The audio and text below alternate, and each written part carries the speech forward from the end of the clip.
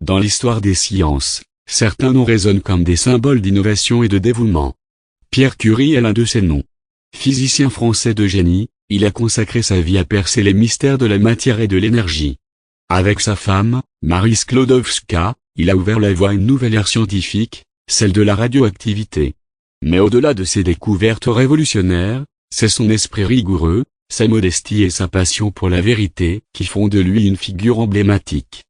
Chapitre 1 – Les premières étincelles d'un esprit brillant. Pierre Curie naît le 15 mai 1859 à Paris, dans une famille où la science et la médecine occupent une place centrale. Son père, Eugène Curie, est médecin, et sa mère, Sophie Claire de Pouilly, est issue d'une famille cultivée. Dès son plus jeune âge, Pierre montre une aptitude exceptionnelle pour les mathématiques et la physique. Il est scolarisé à domicile, une pratique courante à l'époque, ce qui lui permet de se concentrer pleinement sur ses études. À 16 ans, il obtient son baccalauréat en sciences et s'inscrit à la faculté des sciences de Paris. En 1878, à seulement 19 ans, il obtient sa licence et sciences, équivalent du master actuel. Cependant, faute de moyens financiers, il ne poursuit pas immédiatement un doctorat et travaille comme assistant dans le laboratoire de la Sorbonne. Chapitre 2 – Les découvertes fondamentales. La piézoélectricité, une révélation scientifique. En 1880, Pierre Curie fait une découverte majeure avec son frère Jacques, la piézoélectricité. Ce phénomène, par lequel certains cristaux génèrent une charge électrique lorsqu'ils sont soumis à une pression mécanique, ouvre la voie à de nombreuses applications technologiques, notamment dans les capteurs et les dispositifs médicaux. Le magnétisme, la loi de Curie. Poursuivant ses recherches, Pierre Curie s'intéresse au magnétisme. Il élabore une théorie sur le comportement magnétique des matériaux en fonction de la température. Sa loi, connue sous le nom de loi de Curie, stipule que la susceptibilité magnétique d'un matériau paramagnétique est inversement proportionnelle à sa température. Il introduit également le concept de point de Curie, la température à partir de laquelle un matériau ferromagnétique perd ses propriétés magnétiques. La radioactivité, une révolution scientifique. En 1896, Henri Becquerel découvre la radioactivité naturelle. Pierre et Marie Curie, sa future épouse, s'intéressent de près à ce phénomène. Ils entreprennent des recherches pour comprendre la nature de cette radiation. En 1898, ils annoncent la découverte de deux nouveaux éléments radioactifs, le polonium et le radium, extraits de la pêche blinde, un minerai d'uranium.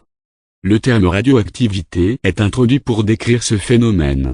Chapitre 3 – Une collaboration scientifique exceptionnelle. En 1895, Pierre Curie épouse Marie Sklodowska, une scientifique polonaise venue poursuivre ses études à Paris. Le couple forme un partenariat scientifique d'une rare intensité. Leurs recherches communes sur la radioactivité les conduisent à des découvertes majeures. Pierre apporte son expertise en physique, tandis que Marie, avec sa rigueur et sa persévérance, mène les expériences. Leurs travaux aboutissent à l'isolement du radium, un élément d'une radioactivité intense. Cette découverte marque un tournant dans la compréhension de la matière et ouvre la voie de nouvelles applications médicales et industrielles. Chapitre 4 – Reconnaissance et récompense. En 1903, Pierre et Marie Curie, ainsi qu'Henri Becquerel, reçoivent conjointement le prix Nobel de physique pour leurs travaux sur la radioactivité. Cette distinction internationale reconnaît l'importance de leurs recherches et leur impact sur la science moderne. Pierre Curie est également honoré par la médaille de vie de la Royal Society de Londres, une autre reconnaissance prestigieuse de ses contributions scientifiques.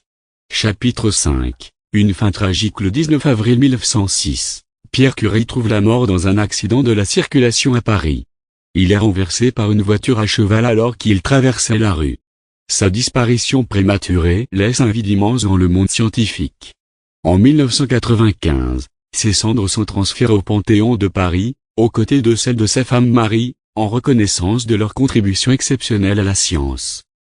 Conclusion, l'héritage d'un pionnier. Pierre Curie n'était pas seulement un scientifique brillant. Il incarnait l'intégrité, la modestie et la passion pour la vérité. Ses découvertes ont bouleversé notre compréhension de la matière et de l'énergie. Son travail avec Marie a jeté les bases de la physique nucléaire et de la médecine radiologique. Aujourd'hui, son nom est associé à des concepts fondamentaux tels que la loi de Curie et l'unité de mesure de la radioactivité, le Curie.